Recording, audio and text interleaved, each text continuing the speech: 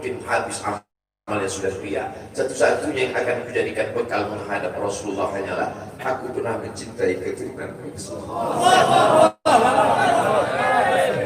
Aku pernah mencintai buzurnya. Sallu ala Nabi.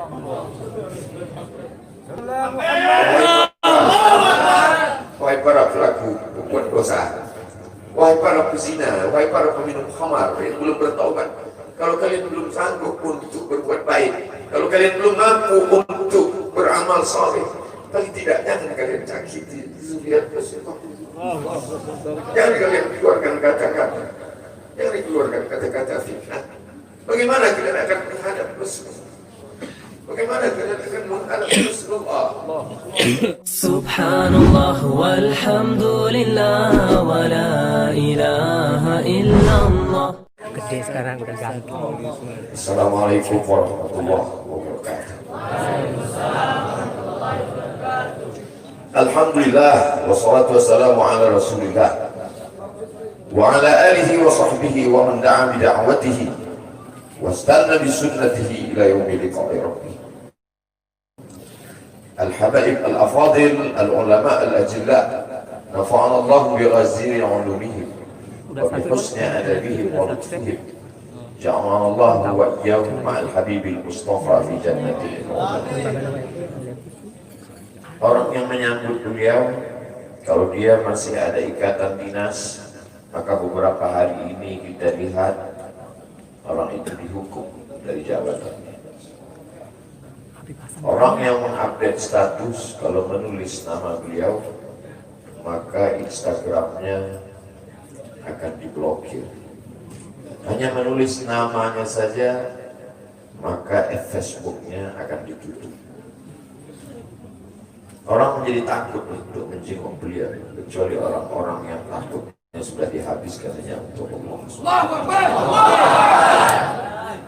Apa dosanya? Apa salahnya? Berapa triliun negeri ini pernah dirugikannya? Nikel, uranium yang pernah dijualnya ke luar negeri. Berapa BUMN perusahaan yang pernah dijualnya aset-aset negara? Ada yang pernah dia jual? Dia hanya mengajak anak muda yang selama ini pecandu narkoba menjadi bertaubat kepada Allah. Dia hanya membangkitkan semangat anak muda yang selama ini berzina menjadi orang-orang yang takut kepada Allah. Dia hanya mengajak mereka yang memakai baju hitam, pakaian hitam, berubah menjadi pakaian putih. Mereka berusaha untuk memutihkan catatan amal baik mereka di hadapan Allah. Dia hanya menyadarkan umatnya supaya sadar bahwa politik itu penting. Angkatlah pemimpin yang adil dan amanah. Dia hanya sedang mengajak umatnya supaya jangan memilih pemimpin kafir. Salahkah perbuatannya? Tidak. Dia tinggal di negara demokrasi. Dalam dunia demokrasi, siapapun berhak untuk mengajak menyuarakan kebenaran. Dia tidak melawan sultan, dia tidak melawan ulil amri, dia tidak melawan siapapun. Dia hanya melawan ketidakadilan. Hari ini saya berangkat setelah sholat subuh menuju airport, naik pesawat. Setelah naik pesawat, naik mobil. Setelah naik mobil, jalan macet, saya mesti turun naik sepeda motor. Setelah naik sepeda motor pun juga tidak bergerak, jalan kaki. Akhirnya sampai kemana? Dalam hati saya berkata, celaka betul orang yang mengatakan kemarin katanya tidak ada yang menyambutnya. Sudah 3 hari, saya pikir 3 hari tidak ada orang lagi, saya akan datang bisa duduk berdua dengan beliau. Saya tidak datang mau ceramah, saya tidak datang mau tausiah, saya tidak mau datang mau tabligh akbar. Ternyata yang menyambutnya seramai ini, sebanyak ini, orang berjalan kaki, anak-anak muda berjalan kaki, orang tua, ibu-ibu duduk di pinggir jalan. Apa yang membuat mereka datang kemari? Satu, cinta. Lagu baru ni'aliha ahabu ilayya wa asfali balwaha, kata Qais. Debu yang menempel di sandal Laila lebih dapat menghilangkan rasa sakit dan duka. Hanya cinta kepada Laila, apalagi cinta kepada zuriat Nabi Muhammad SAW. Andai engkau orang alim, andai engkau hafal kitab, andai engkau mengerti kitab kuning, banyak ilmu, Tapi ada kebencianmu kepada ahli bait Rasulullah SAW, hilang keberkahan hidupmu. Andai engkau punya derajat seperti seorang wali, andai engkau diangkat Allah sebagai wali, maka jatuh derajat kewalianmu hanya karena kebencianmu kepada ahli bait. Apa kata Kiai Haji Maimun Zubair? Ahli bait itu seperti Quran yang lapuk. Andai ada ahli bait itu yang nakal, yang jahat sekalipun, dia tetaplah seperti Quran yang lapuk. Quran yang buruk, andai titiknya sudah tidak ada lagi, tak akan mungkin kau akan buang. Kau tetap juga akan jaga dia, kau akan cium dia. Kenapa? La yamassuhu illal mutahharun. Allah yang mensucikan. Seorang sahabat Nabi disuruh membuang air bekas daripada bekam Rasulullah SAW. Buanglah ini, kata Rasulullah. Lalu kemudian beliau pergi ke belakang. Setelah itu dia datang lagi menghadap Rasulullah SAW. Rasul tahu apa yang dia lakukan karena Nabi dapat wahyu, Nabi terbuka hijab. Tapi Nabi ingin bertanya kepada dia. Bukan Nabi tidak tahu, Nabi tahu, diberikan Allah pemberitahuan. Nabi ingin memberitahu siapa yang tidak tahu. Kemana darah bekam tadi kau buat? Kata Nabi, ku minum ya Rasulullah. Mengapa engkau minum? Karena aku tahu bahwa darah yang mengalir dalam diriku membuat aku haram tersentuh api neraka. Mengalir darah itu dari dia kepada Sayyidatuna Fatimah, dari Fatimah kepada Sayyidina Al-Hasan, dari Sayyidina Al-Hasan ada juga kepada Sayyidina Al-Husain, dari Sayyidina Al-Husain kepada Sayyidina Ali Zainal Abidin, dari Zainal Abidin kepada Sayyidina Muhammad Al-Baqir, dari Sayyidina Muhammad Al-Baqir mengalir darah itu kepada Sayyidina Ja'far Sadiq, dari Ja'far Sadiq mengalir kepada Sayyidina Ali Al-Uraidi, dari Ali Al-Uraidi mengalir darah itu kepada Sayyidina Muhammad An-Naqib, dari Muhammad An-Naqib mengalir darah itu kepada Sayyidina Isa sampai kepada Sayyidina Ahmad bin Isa Al-Muhajir. Lalu kemudian darah itu mengalir kepada Imam As-Sakaf, Al-Idrus, Al-Haddad, Al-Attas, dan salah satunya adalah bin Syihab. Dan salah satu dari zuriat bin Syihab itu adalah Sayyidi Al-Imam Al-Akbar Al-Habib Muhammad Rizik. Kalau mau hidup tenang, beliau sudah tenang dengan anak menantunya, dengan cucunya, dengan ilmunya. Beliau meraih gelar LC dari Universitas Imam Muhammad Ibn Saud. Dia cukup dengan majlis-majlis maulidnya, cukup. Mengapa dia bersusah payah? Mengapa dia mesti kena fitnah?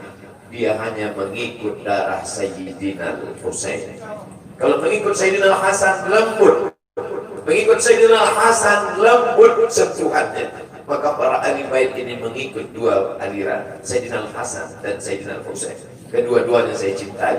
Habaib yang mengikut Sayyidina Al-Hasan, saya datang, saya cium tangan mereka, saya bersilaturahim, lembut gaya mereka. Tapi mereka semua mengajak untuk mencintai Sayyidina wa Maulana Muhammad sallallahu alaihi wasallam. Tapi ada yang seperti Sayyidina Al-Husain, menggelegar suaranya, dia huluskan pedangnya untuk musuh-musuh Allah. Keduanya adalah sama-sama diridhai Allah. Innal Hasan wal Husain sayyida syababi ahli jannah.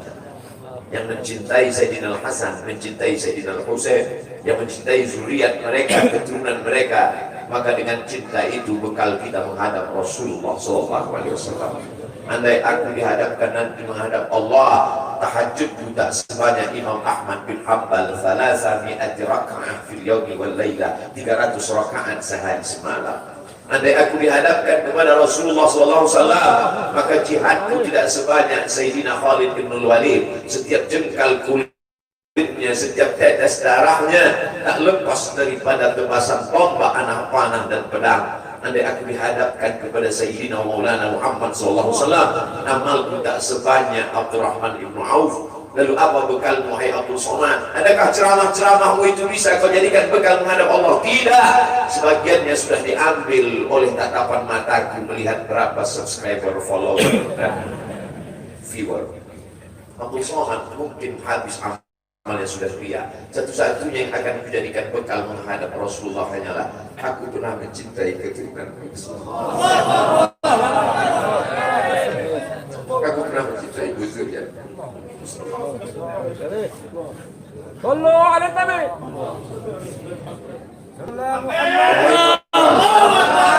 Wahai para pelaku berbuat dosa, Wahai para pezina, wahai para peminum khamar yang belum bertaubat, kalau kalian belum sanggup untuk berbuat baik, kalau kalian belum mampu untuk beramal saleh, paling tidak jangan kalian cakiti zuriat Rasulullah. Jangan kalian keluarkan kata-kata, jangan dikeluarkan kata-kata fitnah. Bagaimana kalian akan menghadap Rasulullah? Bagaimana kalian akan menghadap Rasulullah? Pada saat itu seluruh umat berkumpul menghadap Nabi Adam alaihissalam. Kami tidak sanggup berdiri di padang mahsyar ini, wahai Adam, menghadaplah kepada Allah. Kata Adam, aku tidak sanggup menghadap Allah, karena dulu Allah berkata, la taqrabu hadhihi syajarah, jangan kau dekati pohon kulbi ini, tapi aku malah memakannya, ya Allah. Mereka datang menghadap Nabi Nuh alaihissalam. Kata Nabi Nuh, aku tak sanggup menghadap Allah, karena anakku durhaka. Sa'awi ila jabalin ya'simuni minal ma', aku akan naik ke atas bahtera perahu yang bisa menyelamatkan aku dari air. Aku tak sanggup menghadap Allah, kata Nabi Nuh alaihissalam. Mereka menghadap kepada Nabi Musa, aku tak mampu, kata Nabi Musa. Mereka menghadap kepada Nabi Isa, aku pun malu kepada Allah, karena mereka jadikan sembahan di atas muka bumi Allah. Mereka hanya mampu menghadap Sayyidina Maulana Muhammad SAW. Wahai para pezina, wahai para pelaku dosa, kalau kalian belum mampu beramal soleh, belum mampu bertobat, paling tidak jangan kalian zina zuriat Rasulullah SAW. Bagaimana kalian akan menghadap Rasulullah? Pada saat itu tak ada syafaat. Man alladhi yashfa'u indahu illa bi'idhnih. Tak ada satu pun yang bisa memberikan syafaat kecuali Sayyidina wa Maulana Muhammad sallallahu alaihi wasallam. Wahai para pemimpin yang hari ini kau dititipkan amanah kekuasaan. Beberapa hari ini kau lihat apa yang dilakukan orang pada Donald Trump. Kurang hebat apa lagi Trump?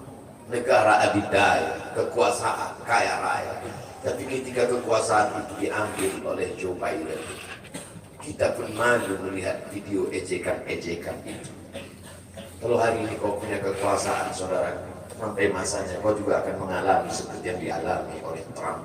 Jabatan itu cabut Allah Ta'ala.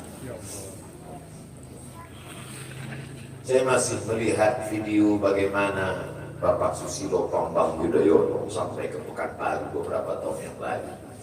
Di depan balihonya disobek. Beliau jenderal, ganteng, punya partai.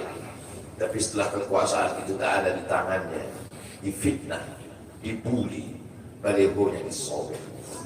Bagaimana agaknya ketika tiga hal itu tak ada pada diri kita. Tidak jenderal, tidak ganteng, dan tak pula punya partai. Fakta biru yang dilakukan menangkap ikan di Bukit Selasih. Demikian, terima kasih. Assalamualaikum warahmatullahi wabarakatuh.